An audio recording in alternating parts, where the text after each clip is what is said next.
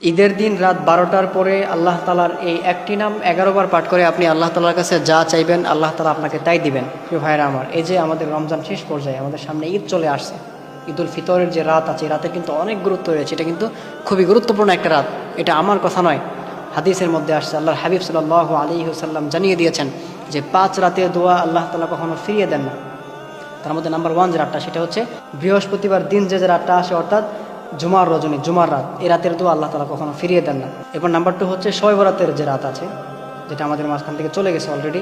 এই শবে বরাতের রাতে আপনি আল্লাহ তালার কাছে যেই দোয়া করবেন, আল্লাহ তালা আপনার সেই দোয়াটাই কবুল করে নেবেন। এরপর নাম্বার 3 যে রাতটা, সেটা হচ্ছে ঈদুল ফিতরের যে রাত।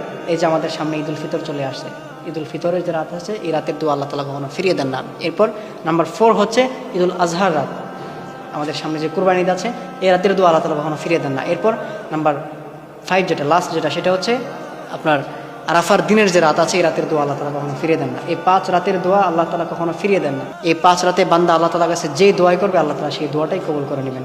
সুতরাং প্রিয় ভাইরা আমার, এই ঈদুল ফিতরের রাতের কিন্তু অনেক গুরুত্ব রয়েছে। আমরা অবশ্যই রাত 12টার পরে আল্লাহ তালার একটি গুণবাচক নাম ধরে আমরা আল্লাহ তালার কাছে ডাকবো ইনশাআল্লাহ তাআলা। আল্লাহ তালা আমাদের প্রত্যেকটি দোয়া কবুল করে নেবেন। আল্লাহ তালা আমাদের প্রত্যেকটা চাওয়া পাওয়া পূরণ করে দিবেন। সেই নামটি হচ্ছে ইয়া গফফার, ইয়া গফফার, ইয়া গফফার। আমরা আল্লাহ তালার এই গুণবাচক নামটি হাতে গুনে গুনে 11 বার পাঠ করব।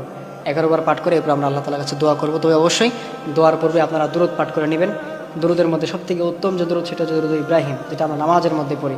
এই দুরুদটা পাঠ করে, অথবা দুরুদ ইব্রাহিমটা বড় হয়ে গেলে সেহেতু এটাও পড়তে পারেন, সাল্লাল্লাহু আলাইহি সাল্লাম। এটা পরে আপনি অবশ্যই দোয়া করবেন ইনশাআল্লাহ তাআলা। আল্লাহ তাআলা আপনার দোয়াটা কবুল করে নেবেন। কেননা আল্লাহ তাআলা কোরআনে বলে দিয়েছেন, ওয়ালিল্লাহিল আসমাউল হুসনা ফাদউহু বিহা।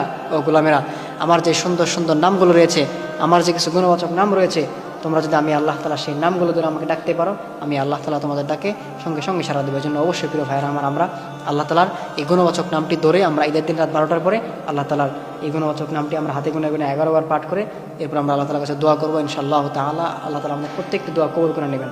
আমাদের মধ্যে অনেকেই আছেন না, অনেক সমস্যার মধ্যে পড়ে আছেন, অনেক প্রবলেমের মধ্যে পড়ে আছেন, একের পর এক ক্রাইসিস, একের পর এক বিপদ মুসিবত লেগেই আছে, কোনো সমাধান খুঁজে পাচ্ছেন না। আপনি যদি আমলটা করতে পারেন ইনশাআল্লাহ তাআলা, আল্লাহ তাআলা আপনার প্রত্যেকটি সমস্যা, আল্লাহ তাআলা আপনার প্রত্যেকটি চাওয়া পাওয়া আল্লাহ তাআলা পূরণ করে দিবেন।